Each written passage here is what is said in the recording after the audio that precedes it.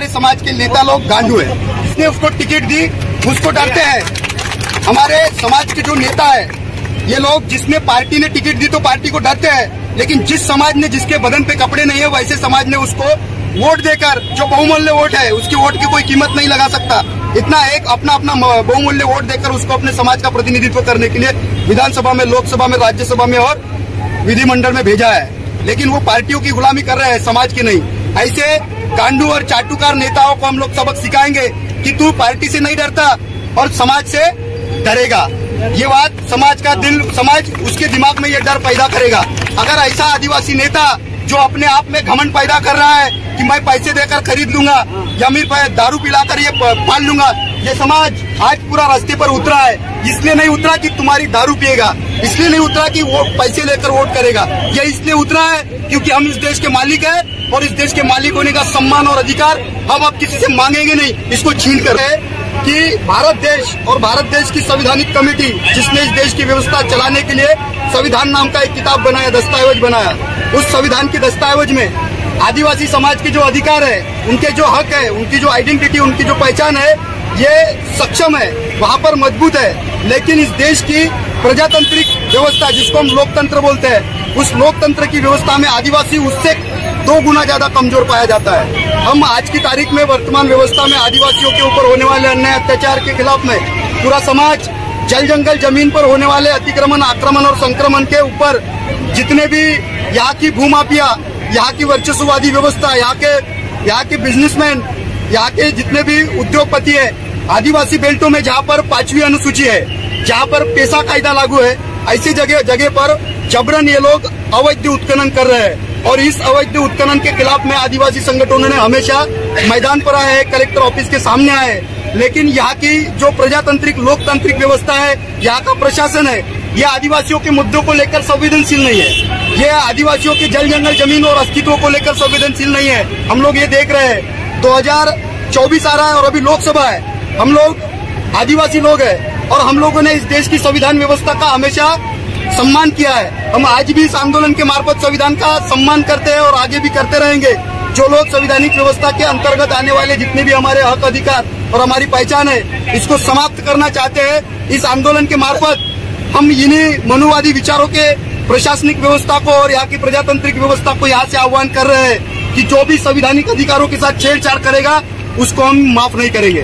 जो आदिवासी समाज का विरोध करेगा या आदिवासी समाज के हक अधिकारों के विरोध में बात करेगा, उसको ये समाज बर्दाश्त नहीं करेगा। हम संविधान को मानने वाले लोग हैं। आने वाले समय में जो इलेक्शन पे भी, चुनाव पे बहिष्कार करना चाहिए क्या? बिल्कुल सर, क्योंकि यहाँ की वर्तमान व्यवस्था ने हमारे जो जल जंगल जमीन के अधिकार है, जिसको हम वन अधिकार अधिनियम बोलते हैं, जिसको हम IFR और CFR बोलते हैं, इसको खत्म करने के लिए, हमारी ग्राम सभाओं की व्यवस्था खत्म करने के लिए इन लोगों ने वन संरक्षण अधिनियम 1980 को अमेंडमेंट करके इन्होंने 2022 में इसका अमेंडमेंट किया और उसमें हमारे आदिवासियों के जितने भी राइट्स है, निस्तार के अधिकार है, इसको कोलैप्स करने की बात की है। इन्होंने 5वीं अनुसूची के अंतर्गत आने वाले जितने भी आदिवासियों के अधिकार है, इनको खत्म करने की बात की है। हम लोग 5वीं अनुसूची संविधान में मौजूद आर्टिकल 13(3) ये बोलता है कि जहाँ पर आदिवासी बेल्ट है, जहाँ पर आदिवासी रहता है, वहाँ पर उसकी स्वायत्त व्यवस्था है। यहाँ पर गवर्नमेंट हो या गवर्नमेंट की सरकारें हो, ये वहाँ पर कॉमन मैन का रोल निभाती है। ये सुप्रीम कोर्ट की जजमेंट से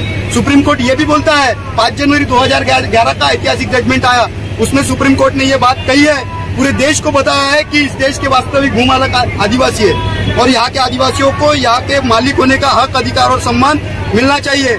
लेकिन यहाँ की वर्तमान सरकारें इसको मानने के लिए तैयार नहीं है। हम लोग ये देख रहे हैं, सुप्रीम कोर्ट ये बोलती है, सुप्रीम कोर्ट के जजमेंट से, रेफरेंसेस है, उन्होंने बोला है कि जहाँ पर आदिवासी अपना जीवन यापन कर रहा है और उसका वो बेल्ट है, वहाँ पर ग्राम सभा है, वहाँ पर जिसकी जमीन उसका खनिज, यहाँ पर जमीन के ऊपर आने वाली जो गौण उपज है और जमीन के अंदर आने वाली जो भू संपदा है, यहाँ पर ग्राम सभाओं का अधिकार है। यहाँ पर first owner of the land वहाँ पर आदिवासी है। लेकिन ये लोग आदिवासियों के अधिकारों को खत्म करके, संविधान की व्यवस्था का उल्लंघन करके जबरन वहाँ पर अवैध उत्खनन चला रहे हैं। हम लोग देख रहे हैं कि गढ़चिरौली के और गोंदिया के बॉर्डर में एक झंडे पर माइनिंग का इन लोगों ने अभी प्रकल्प लाया है। उस प्रकल्प के माध्यम से पैसे देकर बोगस लोगों को वो कोर्ट में लेकर गए और वहाँ पर उनका फर्जी बयान लिया गया।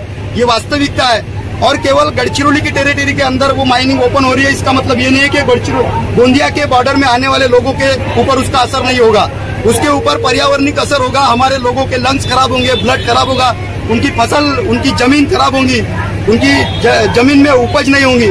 ऐसी व्यवस्था पूरे देश में हो रही है और यहाँ ही नहीं, पूरे देश के हर एक राज्यों में आदिवासियों के साथ अन्याय, अत्याचार और अवहेलना हो रही है। मणिपुर के आप हत्याकांड को देखो, आदिवासी महिलाओं को नंगा घुमाया गया। आप लोग छत्तीसगढ़ चले जाओ, हसदेव के जंगलों को काटा गया, केवल आदिवासी समाज ने उसका विरोध किया।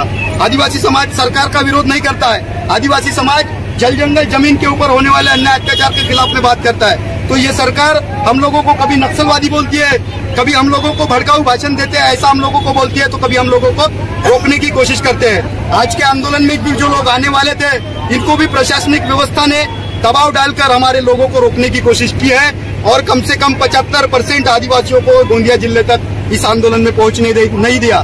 ये वास्तविकता है। हम लोग आने वाले समय में जो लोकसभा और विधानसभा है महाराष्ट्र की, यहाँ से हम लोग आह्वान कर रहे हैं पूरे प्रजातांत्रिक व्यवस्था को, वर्तमान सरकार को, कि आदिवासियों के हक अधिकारों के प्रति अगर तुम लोग संवेदनशील नहीं हुए तो ये हम लोग आपके ऊपर जो कार्रवाई करनी है, सामाजिक समाज ये निर्णय लेगा। गोंदिया जिले में आदिवासी समाज दिख रहा है, पर कुछ नेता लोग हैं वो दिख रहे हैं, इसके लिए क्या बोलेंगे?